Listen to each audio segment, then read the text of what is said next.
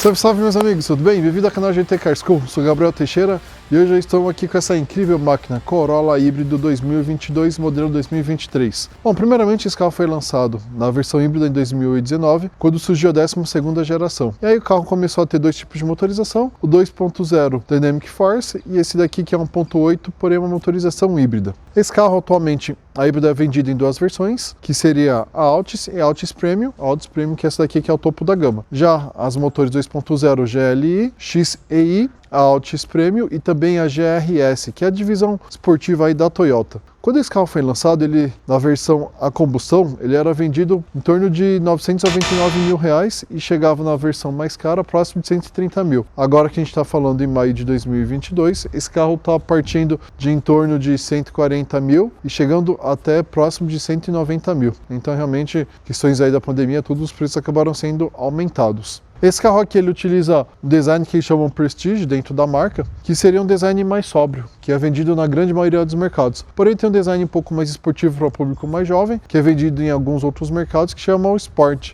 Mas o design tem algumas pequenas alterações. Esse carro é vendido na versão híbrida, duas versões, nas versões Altis e Altis Premium. Essa daqui é o topo da gama, que é a Altis Premium. Quando você fala da combustão, você tem mais categorias. O XEI, GLI, na verdade GLI é o de entrada, XEI, depois a Altis Premium e por último a GRS. A GRS é a divisão preparada aí pela divisão esportiva aí da Toyota. Toyota ainda é o carro, Corolla na verdade é o carro mais vendido aí do mundo já faz alguns anos. Temos uma frente bem bonita, os faróis eles são todos em Full LED, esse detalhe em azul aqui é para representar que ele é um carro híbrido. Bem como no logo também temos esse detalhe em azul. O carro utiliza bastante black piano, principalmente aqui na grade superior e na grade inferior também. Também temos cromado aqui próximo ao farol de neblina. Vale lembrar que todas as lâmpadas, inclusive farol de neblina, são em LED. Já a parte da roda, a gente utiliza uma roda aro 17, pneu 225/45 R17, com freio a disco aqui na frente ventilado. O retrovisor é aquele estilo que você aperta o botão e ele destrava abrindo o retrovisor e também tem pisca integrado, como é muito comum nos carros hoje em dia. Cromado também próximos às portas, algo que não se vê mais tanto atualmente como se via no passado, que realmente dá um charme bem bacana para o carro. Aqui na roda traseira também mesmo sistema, 225/45 R17 e também ele utiliza disco. Temos um design que ele não tem linhas tão extravagantes, porém é um design muito elegante. Aqui o logo também novamente ele repete sendo em azul. Para abrir o porta-malas a gente pode pressionar um botão que tem aqui na parte de baixo ou pode também pela chave do controle remoto ele permite fazer isso. Temos um porta-malas amplo de 470 litros. Então ele realmente é um porta-malas grande, muito bem acabado. Ele é em todo parte com velcro, né? Então, na verdade, com esse carpete, que dá um acabamento muito bacana. Por debaixo dele a gente tem um pneu de uso temporário, infelizmente, mas é muito comum nos dias de hoje. Porém é a raio 17 também e é um pneu 205. Algo que poderia ter sido melhorado são essas alavancas aqui, na verdade da tampa do porta-malas, que poderia ser do tipo pontográfico, que aí quando você fecha que não atrapalharia, não amassaria a bagagem. Mas alguns carros como o Ford Ka utilizam esse recurso, mas infelizmente são poucas montadoras que acabam adotando. A maioria utiliza esse braço mais simples. Na tampa aqui em cima nós temos também todo forrado, uma forração bacana, que acaba escondendo o sistema aí que a gente tem de fiações e a própria estrutura da chapa em si, da tampa. O carro também utiliza farol de neblina traseiro, não apenas dianteiro. Debaixo do capô nós temos uma manta acústica. O braço aqui não é aqueles braços com amortecedores, é um braço simples. E aqui no motor temos um motor a gasolina do ciclo Atkinson, que ele rende 101 cavalos a 5.200 RPM, com torque de 14,5 a 3.600 RPM. É um motor que não privilegia tanto a potência, mas sim a economia. Já desse lado temos um motor de 72 cavalos elétrico, que tem um torque de 16,6. Combinado, essa potência é de 123 cavalos. Vale lembrar que não se soma a potência do motor elétrico a combustão, porque o pico de torque deles de potência são em rotações diferentes, eles trabalham de formas bem distintas, que é muito raro conseguir casar os dois. Bom, quando a gente olha aqui do lado direito do carro nós temos o motor a combustão e do lado esquerdo temos a parte elétrica do carro. Vale lembrar que as baterias ficam ali atrás, próximas ao porta-malas do veículo. O acabamento da porta traseira ele é muito bom, ele é macio ao toque, aqui é escovado. E o bacana é que eles mantiveram o mesmo padrão lá da parte da frente. Aqui a parte também ela é bem macia, Black Piano, com o botão aqui do vidro elétrico. Então isso eu gostei bastante, a Toyota se preocupou em manter um padrão de qualidade que a Corolla sempre acabou tendo, né? Realmente é um carro muito bacana. A gente tem o porta-revistas aqui, então ele tem como se fosse aqui um revestimento que é bem bacana. Vamos pensar então o espaço interno aqui do carro. O banco está regulado para mim, né? Eu tenho 1,80 m, então para mim está tranquilo a questão do joelho. 3 dedos aqui de boa. Porta-revistas aqui, o que é bem bacana e também bem acabadinho, inclusive. Bom, questão de espaço para a cabeça não tem jeito, sedã raramente vai achar um sedã que realmente é bom. Afinal, o teto ele acaba tendo essa inclinação por causa do porta-malas. Mas, né, se a pessoa tiver uma estrutura um pouco mais baixa, acho que vai confortável. Se eu ficar realmente reto, a cabeça ficar prensada no teto, mas senão não é tão ruim assim. O legal é que a gente tem aqui também o porta-copos. Então apoio de braço, isso é bem bacana, eu particularmente gosto bastante. Centro de 3 pontos para todos os ocupantes, também o central aqui ele é do sistema que vem no banco, que é muito melhor do que aqueles que vêm na coluna, que tem principalmente no Etios, o Yaris também adota esse mesmo sistema. Bacana, como já havia falado também, alças de teto para todos os ocupantes, isso é bem bacana. Uma pena só é o carro não ter aqui embaixo, por exemplo, nenhum tipo de saída de ar condicionado, nem USB. Na parte da porta temos um acabamento macio ao toque, toda essa parte bege do carro. Acabamento bacana em Black Piano, a gente tem aqui os botões do retrovisor elétrico, dos vidros elétricos, também para você travar e destravar o vidro para que ninguém abra lá atrás, bem como as portas. A parte que a gente apoia o braço também ela é macia e o resto já é tudo plástico rígido, como se vê na maioria dos carros. O bacana é que esse acabamento se repete também nas outras portas do carro. Vamos entrar então no carro para ver como é o espaço dele aqui interno. O bacana, a gente tem as regulagens aqui, elas são elétricas, então para frente e para trás. Você consegue subir ou descer o banco com o mesmo botão. E aqui também você regula o encosto, se você quer ir mais inclinado ou menos. O mais bacana é o que? Essas regulagens são elétricas mesmo com o carro desligado. Então o carro está desligado, mas essas regulagens sempre ficam prontas, porque às vezes a pessoa quer regular antes de ligar o veículo. Essas regulagens aqui são apenas no banco do motorista. O bacana é que tem muitos carros, às vezes até mais caros do que esse, e não tem essa regulagem. Confesso que eu fiquei surpreso de ter todas essas regulagens elétricas aqui no veículo. Bom, o espaço aqui para a cabeça ele é tranquilo, porque a gente consegue fazer as regulagens aqui do banco. Também quando a gente mexe aqui no volante para destravar, a gente vê que ele tem regulagem de altura e também ele tem regulagem de profundidade. Então, casando aí essas regulagens do volante, bem como com as regulagens do banco, você consegue deixar o espaço ideal para você deixar na posição ideal para que você consiga dirigir da forma mais prazerosa possível. Eu baixei esse banco, realmente ele abaixa muito bem. Então, para quem realmente quer ter uma direção bem mais baixa, né, isso fica bem bacana. Você consegue regular o que você consegue achar o ponto ideal, independente da sua estatura. Isso é bem bacana no carro. Só na parte interna aqui, para a gente ligar o carro, então a gente pisa no freio e aí o carro liga, tendo uma tela de boas-vindas tanto no painel central quanto também na multimídia. Então é bem bacaninha essa parte. Quando a gente vê aqui para o painel, ele tem bastante informações.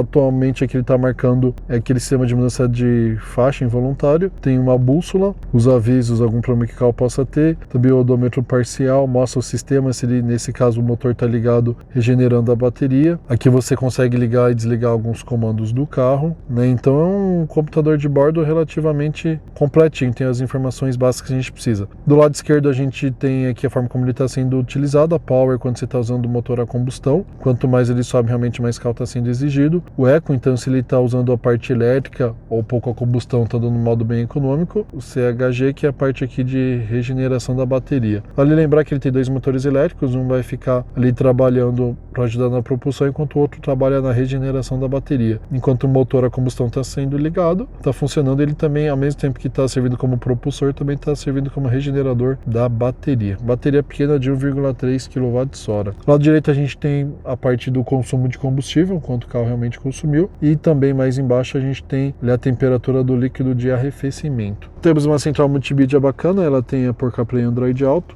Temos opções bacanas aqui do veículo, por exemplo, o consumo que o carro está tendo nas últimas viagens. O consumo está bem bacana, que praticamente a gente pegou esse carro aqui zero, então o consumo dos testes que nós fizemos. Também ele mostra a autonomia que o carro vai ter se você estiver naquele modo, naquele consumo energético lá. Aqui ele mostra o sistema, se o carro está recebendo energia, para onde está indo, tudo certinho. Temos um ar-condicionado de 2 zonas e também ele é digital. Aqui embaixo a gente tem um recarregador por indução para celular. Temos aqui o câmbio bem acabadinho, com as opções padrões P, R, N, D e o B. O B seria um sistema de regeneração para quando você vai descer uma serra, por exemplo. Ele serve como se fosse um freio motor do carro, que acaba ajudando bastante. Bom, a gente tem Black Piano nessa parte aqui, um acabamento bem interessante, e também 2 porta-copos. A parte de baixo aqui não é emborrachado, mas acabamento bem bacana. Bom, aqui não é móvel esse apoio de braço, e ele tem uma profundidade relativamente boa. E nós temos aqui também a tomada 12 volts, juntamente com uma entrada USB. Então, e é bacana que aqui é tudo emborrachadinho. Quando a gente parte para os bancos, o banco é muito bem acabado, bonito, contraste de cores também do couro, e o couro de boa qualidade. Realmente, acabamento padrão Toyota aí dos carros mais sofisticados dela. Quando a gente vem aqui para ver o porta-luvas, ele não tem luz, mas é um porta-luvas também que não é tão grande. Atende relativamente bem essas cidades. Normalmente os porta-luvas acabam sendo até menores em muitos casos. Na parte do volante nós temos aqui as opções à esquerda para manusear o computador de bordo e também mexer no som. Desse lado aqui é a porta automática adaptativa e também mexer na estação dos rádios. Na verdade, nas estações do rádio. O acabamento aqui ele é todo macio ao toque, exceto nessa parte aqui do fundo. Essa parte aqui, na verdade, é um acabamento mais rígido. Toda essa parte também aqui é macio ao toque. A única parte que não é este lado aqui. O curioso desses comandos que a gente tem aqui embaixo é que tem muitos botões aqui sem função. Provavelmente para o carro, se ele for para exportação, vai ter umas outras opções como aquecimento de banco, algo do tipo que não vem aqui para o Brasil. Quando a gente vem para a parte de cima aqui, nós temos o espelhinho que acende a luz quando nós acionamos ele. Isso se repete também aqui no lado do passageiro, né? Então a gente abre aqui a portinha, ele acende a luz. Temos também algo que eu gosto bastante, que seria um teto solar, né? Então esse teto solar ele não é panorâmico, mas sempre que você aperta aqui o botão, ele é totalmente elétrico e ele é automático, ele abre sozinho. Vamos a ficar segurando o botão. Bacana que eu acho também que o carro tem alças de teto para todos os ocupantes.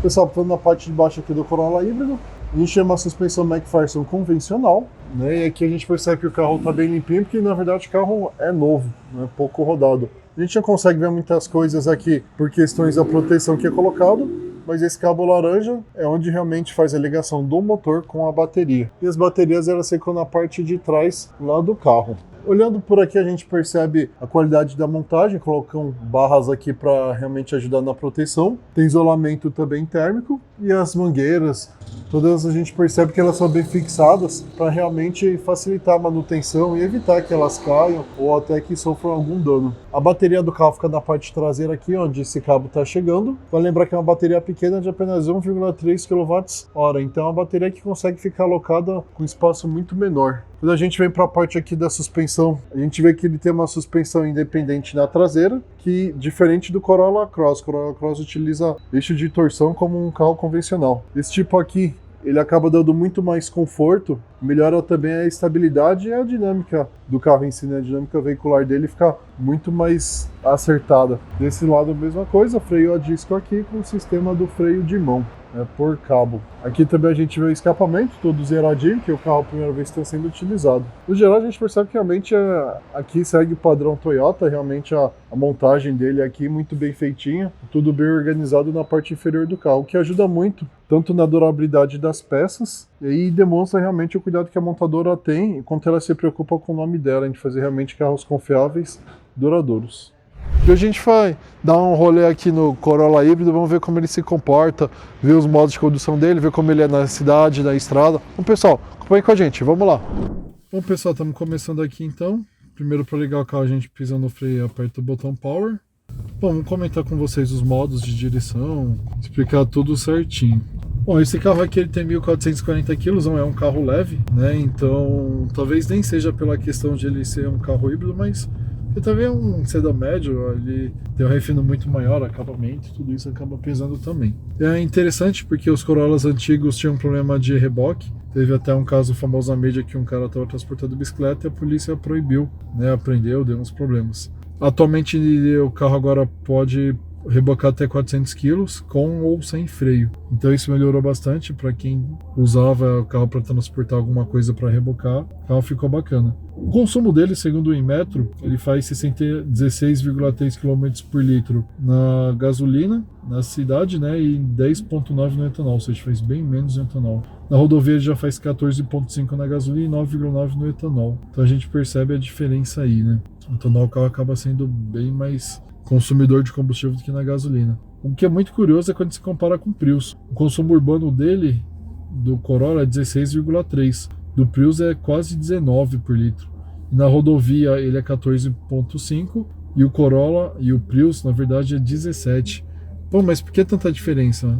Provavelmente essa diferença é por carro ser flex. Como o Corolla ele é um carro que ele não é ele é flex, então ele não funciona a meio intermediário entre gasolina e o etanol. Quando você tem um carro totalmente a gasolina, com certeza a taxa de compressão é mais adequada, o carro acaba sendo bem melhor em relação a isso. Central multimídia, a gente consegue ver aqui fluxo de energia que o carro está carregando, usando o motor a combustão para carregar a bateria, mesmo ela estando quase toda completa. A gente consegue ver informações da rota, o tanto que a gente rodou, 2 minutos, 4 km por hora, e aqui a média de consumo do carro. Então vamos deixar o fluxo de energia para a gente ir vendo como ele funciona. Então esse carro aqui ele tem praticamente 3 modos de trabalho. Modo convencional, ele tem também, que seria o normal, o power e o totalmente elétrico. Totalmente elétrico, vale ressaltar que ele funciona por pouco tempo, porque a bateria descarrega, depois não tem mais como ele trabalhar elétrico. Estamos freando, então ele está regenerando a bateria.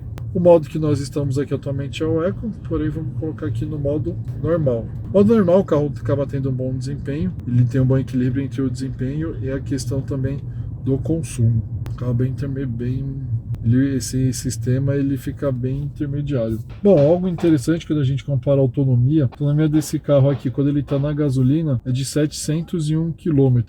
O que é muito interessante, isso urbano, e na estrada é 624. Então a gente já consegue perceber que o carro é muito mais focado para a cidade que para a estrada. Já o Prius, ele consegue rodar 813, ou seja, ele roda 113 km a mais na cidade.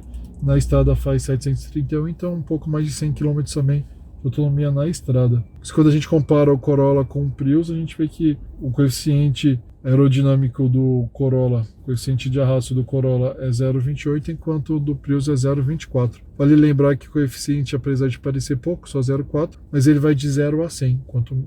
Ele vai de 0 a 1. Quanto mais baixo, melhor o coeficiente do carro, então melhor o carro, entre aspas, consegue passar pela resistência do ar. O Corolla ele segue sendo um carro extremamente confortável na cidade, na estrada também, ele consegue absorver muito bem as irregularidades, ele transmite pouco aqui pra gente e também, além disso, ele tem um banco que é extremamente confortável. O banco te abraça bem, tem uma distância boa aqui para apoiar a parte da perna, enfim, ele acaba sendo um carro muito bem focado para a questão aqui de conforto mesmo, para quem preza o conforto. Algo que me incomoda um pouco, a gente percebe aqui, estamos numa subida, quando a gente acelera, ele acaba acionando ali o motor a combustão, né, e ele fica vermelho. Muitas vezes você não sente quando ele está mudando do combustão para a gasolina, né, combustão na verdade para elétrico. Essa mudança é muito simples, agora a gente consegue ver, o carro está usando o motor a combustão para gerar energia, também como movimento. Na verdade o carro está parado, mas como ele está no modo D, agora o carro já ficou totalmente elétrico. É como se ele estivesse mandando energia da bateria para as rodas. Vale lembrar que esse carro tem 2 motores, um para ajudar na propulsão e um para fazer o recarregamento da bateria. A gente sai aqui no modo totalmente elétrico. Quando a gente já pisa um pouquinho mais, ele já acende a combustão. Bom, se você andar com o pé bem tranquilo e a bateria tiver um bom nível de carga, até 40, 50 km por hora você consegue andar apenas no modo totalmente elétrico. Como a bateria dele é pequena, 1,3 kWh, então capacidade pouca de armazenar energia, ele não anda muitos quilômetros aí no modo elétrico. A quantidade de quilômetros vai variar muito da forma como você vai conduzir o carro. Quando você pisa um pouco mais, aqui é descida, então não vai sentir tanto, mas eu acho que o ruído invade relativamente bastante aqui a cabine. O carro acaba aumentando bastante o ruído dele. Vale lembrar que esse motor é de um ciclo Atkinson, ou seja, ele é mais focado muito mais aqui na parte de economia do que desempenho. Então mas como ele tem a parte elétrica para iniciar a saída do carro, que é quando o carro ele tem mais perdas, né? O motor a combustão ele é pior nas baixas rotações e o elétrico consegue compensar isso. O elétrico ele é mais eficiente em baixas e o combustão é alta, então quando chega em alta, inverte. Pessoal, a gente vai ter uma subidinha aqui que ele é mais forte, então eu vou colocar no modo Power para a gente ver como o carro se comporta. Vale lembrar que o que o modo Power faz, ele simplesmente vai aumentar mais a rotação para você trocar a marcha. Vale lembrar que esse câmbio é um câmbio CVT, que ele simula 7 marchas. Quando a gente está falando do o outro Corolla, a combustão, ele tem um câmbio aí de 10 marchas, sendo que a primeira marcha é com esquema de engrenagem para melhorar. A gente já percebe, para melhorar a saída do carro, a gente percebe que o carro já sai bem mais rápido, então a gente deixar aqui retinho e a gente pisa aqui, então carro 40, carro 50, então realmente o carro vai bem tranquilo conforme você acelera. O problema é que essa pista aqui, essa via, ela é muito desnivelada, então a gente não consegue acelerar muito. Mas a gente percebe que realmente no modo Power o carro fica muito mais esperto, ele responde muito mais rápido e ele também sobe mais as rotações para troca de marcha. Vale ressaltar também que ele não faz qualquer alteração no carro no quesito, por exemplo, de mudar algo na suspensão, essas coisas. Realmente é só troca de marchas mesmo. A gente passa por valetas e vê que mesmo assim o carro acaba sendo muito confortável, né? Isso é bem bacana. Bom, a gente rodou boa parte no modo normal. O modo normal ele flui tranquilamente. Então a gente põe aqui no modo econômico. A gente percebe já que o carro realmente tem um delay muito maior. A resposta no pedal é muito mais lenta. O carro realmente não responde tão forte assim, e também algumas coisas, às vezes com o ar-condicionado pode ter também alguma perda. Mas em tanto, na verdade, mais o desempenho do carro mesmo. Tanto que quando você pisa, às vezes você esquece no modo econômico. Você quer acelerar forte mesmo, você percebe que tem dificuldade. Vamos pegar agora um trecho de rodovia para a gente ver como o carro vai se comportar nessa questão aí da rodovia. Também é algo que é interessante, a gente coloca aqui no modo D. O modo D é para descida, então o carro ele vai freando mais, ele como se fosse um freio motor, que é o modo que ele está acionado agora, apesar de não termos muita descida aqui. Então ele aproveita mais ainda a questão da regeneração da bateria. Para descida de serra, além disso, te dá mais segurança. Esse carro é um carro híbrido, não é totalmente elétrico, mas quando você utiliza, o interessante é você utilizar a parte da frenagem, você utilizar o motor em si, é porque você economiza aí questão do freio. Afinal, é o motor que está fazendo essa frenagem, mas isso é muito mais perceptível no elétrico e não no híbrido. Essa bateria do híbrido aqui, ele dura, depende de forma que você dirigir, consegue rodar até 3 a 5 km. Totalmente elétrico. Vou colocar aqui no modo elétrico, né, Eco Mode. Ele me avisa que foi desativado porque o carro está com uma bateria baixa. Ele diz, né, é engraçado porque na verdade ele não está. A gente consegue ver que a bateria aqui está quase totalmente carregada. Vou tentar colocar no modo Eco novamente, talvez como eu estava acelerando ele acabou não aceitando. Agora sim, estamos aqui parado no modo D, no modo B, voltamos aqui para o modo D para vermos como o carro vai funcionar. Bom, ele continua no modo totalmente elétrico. O consumo que está marcado aqui é 12,1, vale lembrar que o carro está com etanol, ou seja, com gasolina, provavelmente seria muito mais econômico, né? Tem relatos aí de pessoas usando o carro e ele estando fazendo consumo aí de 20 km por litro, mais ou menos. Também ele não está tão econômico porque esse carro é novo, está com 219 km rodados aqui, né? Ou seja, ele realmente é um carro que ele não foi amaciado, como dizem. Então, as peças ainda não se acomodaram também, isso faz com que ele não tenha o melhor desempenho possível. Até porque, como é um carro novo, a gente não pode pisar a fundo, né? Até os primeiros 1.000 km, o carro tem que ser rodado até 3.000 RPM, apesar desse carro não ter contagiros. Isso é algo que muita gente critica, mas como ele é híbrido, eles privilegiaram deixar mais um sistema que mais carro está consumindo energia, economizando, do que, na verdade, colocar um contagiros nele. Bom, passando aqui pelo radar, a gente consegue colocar no modo Turbo, na verdade modo Power. Só pisar um pouco para vocês verem, a gente acelera aqui. Ele responde bem, ele anda bem, mas é aquela resposta absurda, né? Não se compara, por exemplo, com um carro turbo nem nada. Realmente eu acho que para quem preza pelo desempenho, 2.0 pode agradar mais. Outros carros turbos aí, como Cruze, até o próprio Civic. Mas para quem privilegia realmente o consumo, quem quer ter um carro confortável, grande, de luxo, relativamente de luxo, vamos dizer assim, Corolla, com um preço de pagando pouco do consumo, realmente acho que esse carro é super indicado.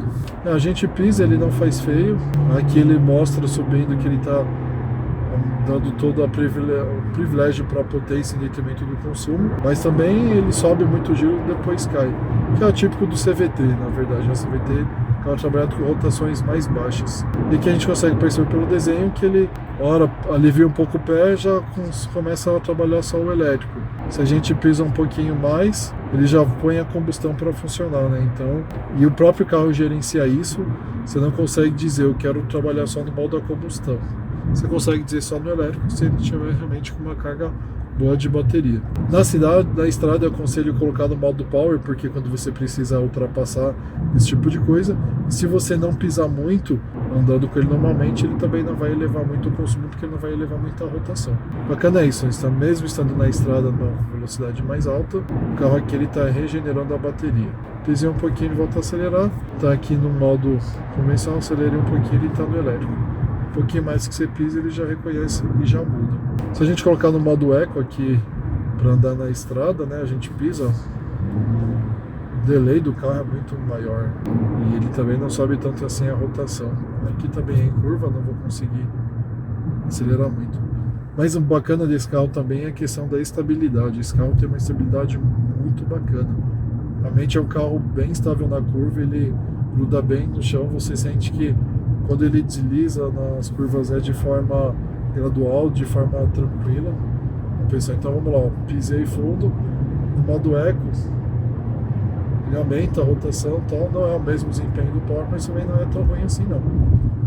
Então se você esquecer de mudar, pisar fundo ali, ele vai te responder. A suspensão desse carro, como a traseira ela é do sistema independente, ela te gera muito mais conforto, questões de estabilidade também. A dinâmica do carro em si é muito superior, por exemplo, do Corolla Cross. O Corolla Cross é um bom carro, sim, mas pela suspensão ela não ser independente, a questão de segurança, de conforto, você não sente tanto, porém você vai sentir mais ali, talvez, a questão da estabilidade. Também o Corolla Cross tem um centro de gravidade mais alto, que consequentemente não colabora também. Vou colocar de novo no modo Power, a gente vê como ele vai se comportar aqui. O carro anda bem, a gente consegue habilitar, por exemplo, o piloto automático adaptativo aqui, e aí você consegue setar quanto que você quer de distância, 100 por hora, tá? O carro vai mantendo. Bacana também desse sistema do piloto automático adaptativo é quando, vamos supor aqui, eu estou a 90, 99, é praticamente 100, vou entrar atrás de um carro que ele está numa velocidade menor, o carro já começa automaticamente a frear, caindo a velocidade para os seus 80 km por hora. Então o piloto automático adaptativo é algo que ajuda muito na questão da segurança. Esse carro também é muito forte na segurança por questões aí dos 7 airbags que ele tem. O piloto automático adaptativo, como eu falei para vocês, mudança de faixa, quando a pessoa muda sem dar seta, ele apita e ele também tende a voltar. Você consegue desativar essas opções. Algo que é estranho de não ter, por exemplo, é alerta de ponto cego. O carro tem tantos recursos, mas essa questão do alerta de ponto cego o carro não tem. O pessoal estava aqui a 99 por hora, né, como eu tinha citado. Como ninguém está nessa velocidade, ele está mantendo. Quando o carro da frente vier a aumentar a velocidade, ele aumenta também. Interessante, ele também tem aquele sistema de alerta de colisão, então se você não frear, primeiro ele alerta que tem isso de colisão, depois se ele vê que você não freou, ele mesmo freia sozinho. O carro entrou na minha frente, automaticamente o carro acaba freando, para manter a questão da segurança, a distância, tudo certinho. Essa distância você consegue adequar também. Então isso prova que a Toyota realmente está bem preocupada com a questão aí da segurança. Ela investiu pesado nisso daí, os carros agora todos estão vendo com bastante tecnologia nesse ponto, o que é muito positivo. Bom, mesmo estando no modo Power, como ele está constante, o carro está trabalhando aqui no modo elétrico. Agora sim ele ligou a combustão. A gente está colocando o modo totalmente elétrico, ele fala que está indisponível. Apesar da bateria estar boa parte dela completa, está indisponível, provavelmente Por questão da rodovia, na rodovia você precisa de uma resposta muito rápida, então o motor a combustão, ele mexe, ele acaba trabalhando aí, né? Então ele já fica meio que stand-by, por isso que ele não permite moto totalmente elétrico. A direção desse carro é bem direta, é muito bacana, a baixa velocidade ele realmente ele é bem leve, e a alta velocidade ele consegue ficar uma rigidez que te dá um conforto e também mais segurança. Isso eu gostei bastante, eu acho que ficou bem equilibrado. Bom pessoal, a gente vai comentar então aquela conclusão final, falar de custo de manutenção, pontos positivos e negativos e para quem eu indico esse carro. Bom, primeiramente custo de manutenção, se você levar esse carro na concessionária até os seus 50 mil quilômetros mais ou menos, você vai gastar um pouco mais de R$4.000 para fazer essas revisões, que não é um preço absurdo, é um preço que está bem competitivo aí com o mercado. Passando para os pontos positivos, o que esse carro tem de muito bom? Principalmente a questão do consumo. É um carro extremamente econômico, tanto para a cidade quanto para a estrada, mas na cidade onde realmente ele se realça bastante. Outro ponto muito positivo é a questão do conforto. Esse carro ele tem um conforto muito bacana. Realmente eles conseguiram fazer um acerto ali, se você casar a parte do banco, que é muito confortável, com a suspensão que absorve muito bem as irregularidades, o carro ficou muito show. Então se você privilegiar conforto, esse carro vai te atender perfeitamente. Outra questão muito bacana é a questão da segurança. Esse carro é equipado com piloto automático adaptativo, por exemplo, com frenagem autônoma, avisos de mudança involuntária de faixa, então eles trouxeram muitos recursos de segurança, além dos 7 airbags que vem com o carro, né? Então realmente é algo muito importante, principalmente para quem tem família, tem que levar isso muito em consideração. Mas como eu sempre digo, nem tudo é perfeito, não existe carro perfeito. Se existisse, ele seria muito caro, que já seria um defeito, então não seria perfeito. Quais os pontos que esse carro poderia ter a melhorar então? Primeiramente, poderia ter uma saída USB e saída de ar-condicionado para o banco traseiro. Pois é, mesmo essa versão Altis Premium, que é a mais cara da gama, infelizmente não tem esse recurso, algo que poderia ser melhorado. Freio de mão eletrônico, já vi muita gente questionar que acha, eu particularmente prefiro freio de mão mecânico, mas muitos usuários ele reclamam que poderia ser eletrônico. Pelo nível do carro, não faz sentido ser mecânico pelo custo dele, e que também poderia ter um ganho mais para frente. Os pneus eles eram muito criticados, porém o pneu teve uma boa melhora. Na versão 2023 aí esses pneus foram trocados. Os anteriores tinham muito problema de desgaste e também o pneu furava com facilidade. As reclamações também pontuais que o pessoal comenta é a questão ali do aviso de ponto cego. Então, na verdade, o carro ele não avisa. É muito interessante que ele tem muitos recursos de segurança e aviso de ponto cego ele não vem, né? Então, resumindo, esse carro aqui a parte negativa seria alguns acessórios, que, do meu ponto de vista, não é nada que desabone o carro. A parte de projeto, a parte construtiva, o carro em si, realmente não tem reclamações dos donos. A maioria seriam esses detalhes mesmo. Então, afinal, para quem que eu indico um Corolla híbrido? Bom, primeiramente, Corolla, geral, eu indicaria para quem busca principalmente muito conforto e família. Esse carro tem um bom espaço interno. Se vão 3 pessoas atrás, algumas pessoas criticam que o banco, as abas laterais do banco acabam sendo um pouco altas e jogam as pessoas para o centro. Então quem vai no meio pode ir um pouco mais apertado. Mas no geral esse carro comporta bem 5 pessoas, né? Desde que elas não sejam muito altas também, aí acaba ajudando. Mas é um carro que eu indico muito se você for viajar e para a cidade, mas para a cidade eu te aconselharia o híbrido. Realmente essa versão se você usar muito na cidade. Se você utilizar mais na estrada, é um carro de fim de semana, aí seria bacana o 2.0, porque é o carro que vai te atender melhor em performance e também você vai ter um rendimento muito bacana na estrada. Também o custo de manutenção, para quem vai ficar com o carro muito tempo, esse é um carro que ele é bem conservador, vamos dizer assim. Pô, Gabriel, mas ele é híbrido, como é ser conservador? Conservador porque ele utiliza uma mecânica já consagrada, é um motor que ele é aspirado, ele não é injeção direta, então tudo isso faz com que seja uma manutenção mais simples. Ah, Gabriel, mas o sistema híbrido, o carro ele tem 5 anos de garantia total e a parte elétrica, a parte híbrida do carro tem 8 anos de garantia. Então você não vai ficar tendo grandes problemas aí, você não vai ficar correndo riscos. Ah, mas a bateria, se trocar a bateria... Bom, a bateria é uma bateria pequena de 1,3 kWh. Como a bateria é pequena, então o custo de reparo dela não é tão grande assim. Muitas vezes você consegue reparar em vez de substituí-la por completo. E você vê casos de pessoas que têm Prius com 300 até 500 mil rodados, que utilizam o mesmo powertrain desse carro aqui e nunca tiveram esses problemas. Então a bateria ainda dura bastante. Né?